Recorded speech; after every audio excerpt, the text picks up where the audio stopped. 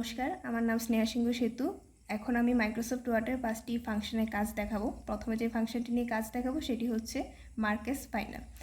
এই কাজটি করার জন্য প্রথমে আমরা ফাইল অপশনটি ক্লিক করব, এরপর প্রিপেয়ার অপশনটিতে ক্লিক করব, দেন মার্কেস ফাইনাল অপশনটিতে ক্লিক করলে এই ডকুমেন্টটি মার্কেস ফাইনাল হিসেবে থাকবে। আমরা সেকেন্ড যে ফাংশনটি নিয়ে কাজ করব সেটি হচ্ছে সুইচ উইন্ডো। এর জন্য প্রথমে আমরা ফাইল অপশনটিতে ক্লিক করব, এরপর নিউ অপশনটিতে ক্লিক করব, এরপর ব্ল্যাঙ্ক ডকুমেন্টে ক্লিক করে ক্রিয়েটে ক্লিক করব। তাহলে ডকুমেন্ট 2 ক্রিয়েট হয়ে যাবে।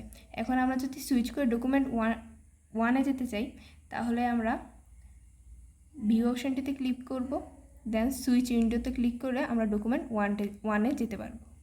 এখন আমরা থার্ডে যে ফাংশনটি নিয়ে কাজ করব সেটি হচ্ছে স্টাইল সেট চেঞ্জ। এর জন্য প্রথমে আমরা হোমে যাব, এরপর চেঞ্জ স্টাইল অপশনটিতে ক্লিক করব, তারপর স্টাইল সেট অপশনটিতে ক্লিক করব। এখানে বিভিন্ন অপশন আসবে এবং যে কোনো একটাতে ক্লিক করে আমরা আমাদের ফন্টের স্টাইলগুলো চেঞ্জ করতে পারবো।